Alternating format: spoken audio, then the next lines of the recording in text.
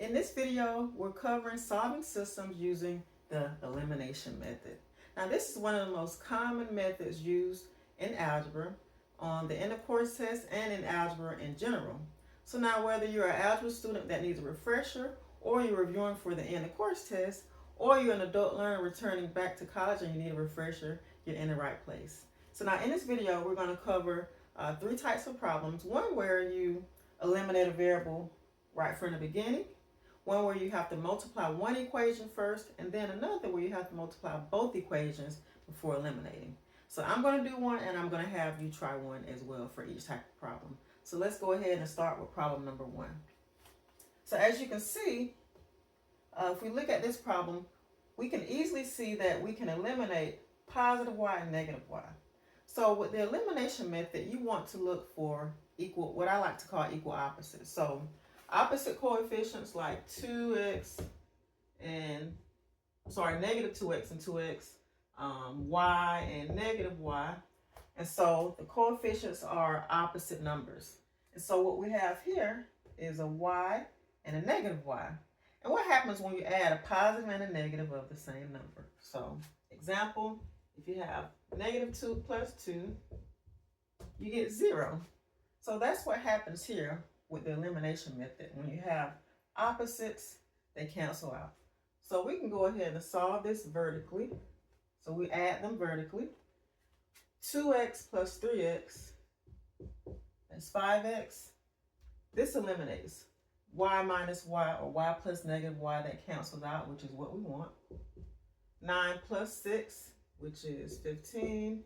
And this is a common mistake that a lot of students make. They forget to multiply or add what's on the other side of the equal sign. So make sure that you're adding everything, all right? So now we're just left with a simple one-step equation. 5x equals 15. So we just divide both sides by 5. 15 divided by 5 is 3. All right. And I have my x value. In order to find my y value or the other value, I just go back and plug it into one of the original equations.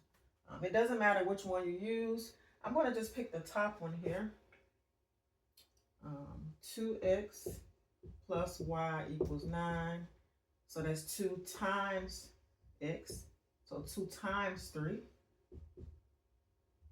Remember, whenever you have a variable and a number next to each other, or a variable and a coefficient, that is multiplication. So that's 2 times 3, which is 6. Left with that one-step equation. Subtract 6. 9 minus 6 equals 3.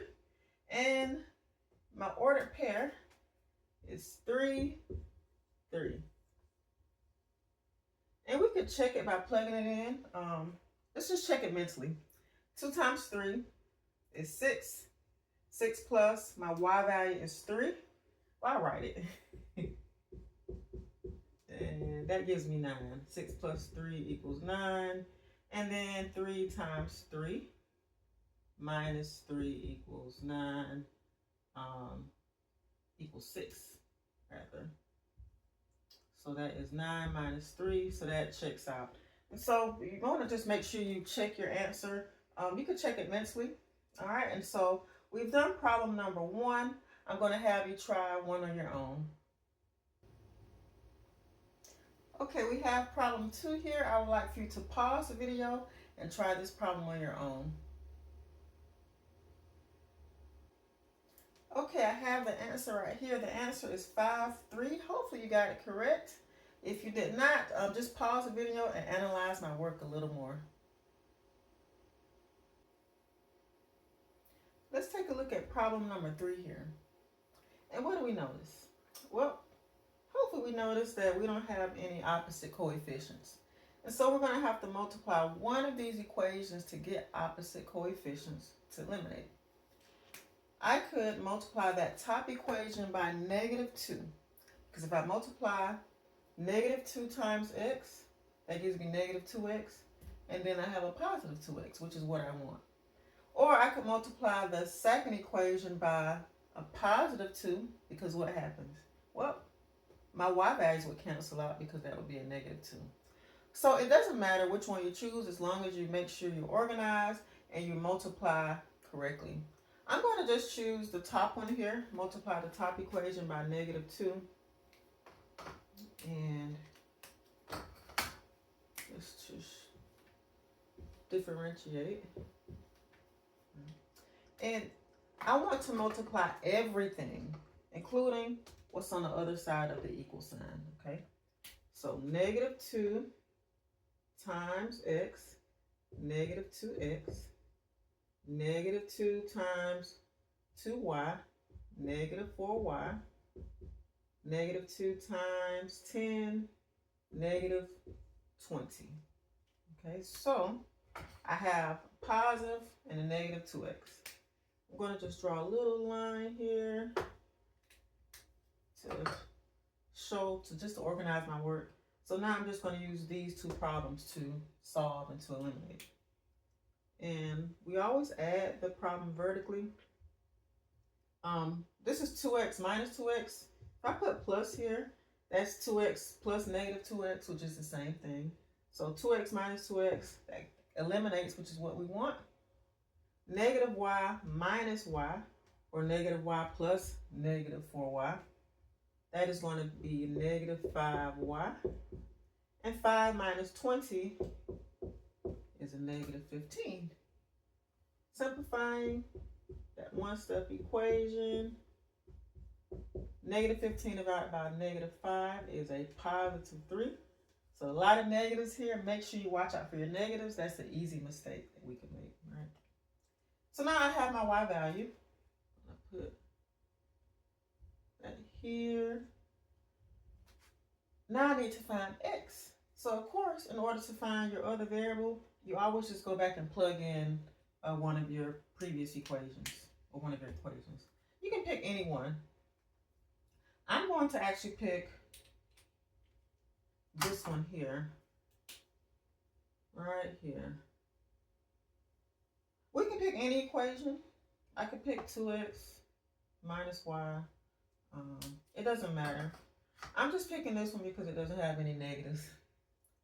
So that would be x plus 2y equals 10. X plus 2 times 3. So I'm plugging in for y. So a common mistake that sometimes we could make is plugging in for the wrong variable. So we solved for y in this case. So now we need x. So we have to go back and plug in for y. So x plus 6 equals 10. Subtract 6. X equals 4. So my answer to this problem is 4, 3. All right. So I have my answer to problem number 3. And now I'm going to have you try one on your own. I have your problem right here that I would like for you to try on your own. So go ahead and pause the video and try this problem on your own. I have your answer right here. You should have gotten 4, 3. Hopefully you got it correct. If not, just pause the video and analyze my work here a little more. If you multiply that second equation by 3, you should have gotten the same answer. So there are several ways that you could do this equation, or all of these equations, but you should come up with the same answer if you make sure you're using your inverse operations, watching out for your negatives and so forth. So, all right. So now let's go ahead and move on to our next problem. Now let's take a look at our last problem, where I'm going to guide you through the problem, okay? We have 2x plus 3y equals 12. 3x plus 2y equals 13. So now we can look and see that we don't have any variables that are by themselves, and so we can't just multiply one equation. We have to multiply both equations. So I can see that I have a 2 and a 3 and a 3 and a 2. And what I want to do, I want to find my common factor, or my common multiple. So a common multiple between 2 and 3 is 6. So I could use 6 and -6 to eliminate. So what I could do, I could multiply this top equation. What do you think? If I want a 6 and a -6, because this is my That's my common multiple. I could multiply that top equation by 3 and the bottom equation by 2. Is that correct? Well, I want opposite coefficients, right? So one of these will have to be a negative. I'm going to just pick the second one, okay? You can pick the first one, but make sure that you end up with opposite coefficients. So if both of your coefficients are already positive, what you multiply by one of those will have to be a negative because, again, we want opposite coefficients, okay? So now I'm going to multiply both of these equations here. I'm just going to draw a line here. So to just differentiate between my old equations and my new equation. So 3 times 2 is 6x. 3 times 3y, 9y. 3 times 12, 36. Now I have to multiply my second equation as well. Negative 2 times 3x is negative 6x, which is what we want, okay? Negative 2 times 2y is a negative 4y. So again, make sure you're watching out for those negatives, okay? And negative 2 times 13 is a negative 26. So again, watch out for your negatives and make sure you're multiplying everything, all 3 terms, okay? And so now I have my opposite coefficients. So adding them vertically, 6x plus negative 6x or 6x minus 6x, which is what I want, that cancels out.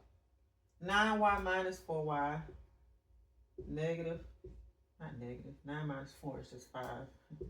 And then 36 minus 26 is 10. One-step equation, y equals 2. And I want to find x. I can plug it back into any one of these equations. It doesn't matter. I have 4 to pick from. I'm just in the habit of picking the first one and also the one that has the least amount of negatives. So I'm going to pick the original problem right here before I multiply anything. It has the smallest numbers. Less room for error, but again, you can plug it into any one. So just rewriting the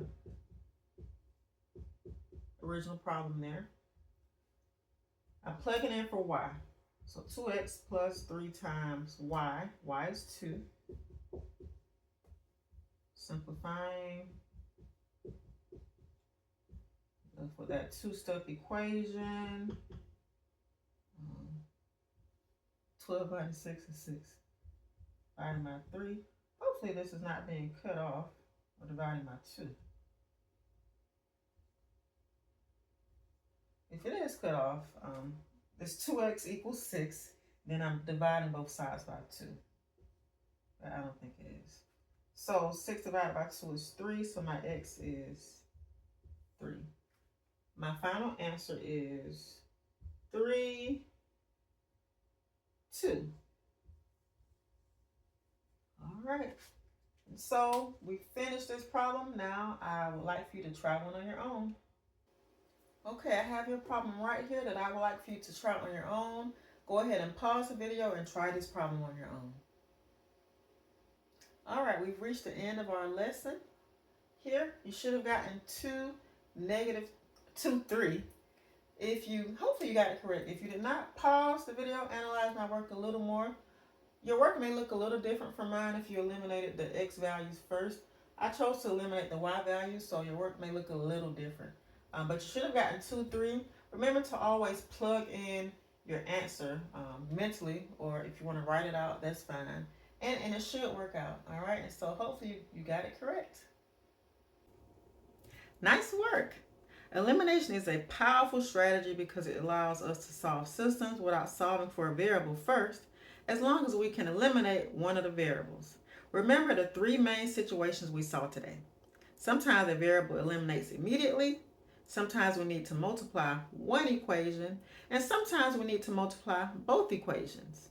Now, if you're a student preparing for the Algebra 1 end of course test, or you're an adult learner returning back to college that needs a refresher, make sure you're comfortable with all of these three situations. And if you need help reviewing foundations first, I have a free mini course on multi-step equations linked below that many students start with before moving into systems. Also, I have some other structured courses as well. All right, and I'll see you in the next lesson.